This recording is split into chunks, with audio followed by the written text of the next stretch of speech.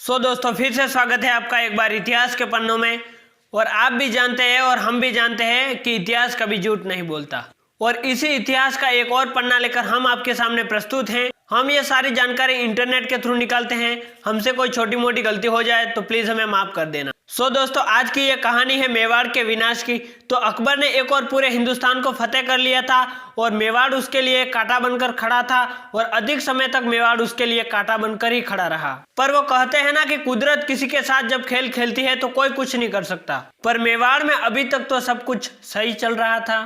पूरा मेवाड़ अपनी जिंदगी उमंग उल्लास के साथ जी रहा था। पर अचानक राणा उदय सिंह का स्वास्थ्य खराब हो गया और कुंवर प्रताप अपने राजकाज के कामों में इतने व्यस्त हो गए कि कई महीनों से सेना का प्रशिक्षण भी नहीं हुआ। इसी बीच अकबर ने मौके का फायदा उठाया और युद्ध का ऐलान कर दिया कि हम मेवाड़ के खिलाफ युद्ध लड़ेंगे। अकबर मेवाड़ के आगे घात लगाए बैठा था।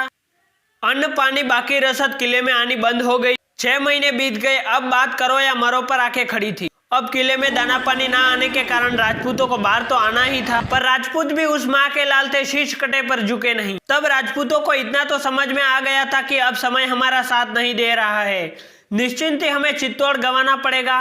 तब राजपूतों ने पहले तो अपनी सेना को तैयार किया। अब राजपूतों की सेना थी 30,000 और अकबर की सेना थी 1 लाख। दोनों सेनाओं में रात दिन का फर्क था। पर अब क्या था, राजपूतों ने थककर अगली एकादशी को युद्ध का मुहूर्त निकलवाया और युद्ध में जाने से पहले अपने सगे संबंधियों से मिले और परिवारजनों से मिले, क्योंकि उनको पता था कि युद्ध का निर्णय क्या होने वाला है। चित्तौड़ का ये महायुद्ध रावत जी चुंडावत के नेतृत्व में लड़ा गया और रावत जी चुंडावत के साथ में थे रोड़िया जी, सांडा जी, जयमल जी, कल्याण सिंह जी, पत्ता चुंडावत। पर उस युद्ध का अंजाम भले ही राजपूतों के खिलाफ हुआ, पर वो राजपूत शेरों की तरह मुगलों पर टूट पड़ी। रावत जी चुंडावत मुगलों को कीड़े मकोड़ों की तरह मार रहे थे। तब अकबर खुद ने धोखे से रावत जी चुंडावत को भाला मारकर मार दिया। पत्ता चुंडावत 20 साल का सिपाही अकबर के सिपह सलारों को बकरे की तरह काट रहा था। तब अकबर ने खुद उस पर गोलियां चलाई और पत्ता चुंडावत मारे गए। जयमल सिंह जी राठौड़ व कल्याण सिंह जी राठौड़ युद्ध में खूंखार शेर की तरह लड़ रहे थे, पर अकबर ने जयमल सिंह जी राठौड़ के घुटनों में गोलियां मरवा दी। फिर भी जयमल जी ने हार नहीं मानी और अपने भतीजे के कंधों पर बैठकर लड़ाइयाँ की। फिर अकबर ने कल्याण सिंह जी के घुटनों पर भी गोलियां चलवा दी और उनके सीनों में गोलियां चलवा दी। फिर वे मारे गए।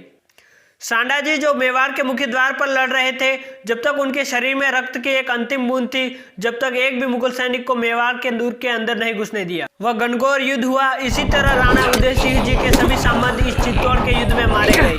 16,000 शतरानियों ने जौहर किया। यह घड़ी मेवाड़ के लिए बहुत ही दुखद घड़ी थी। पर कुंवर प्रताप इस युद्ध से अनजान थे।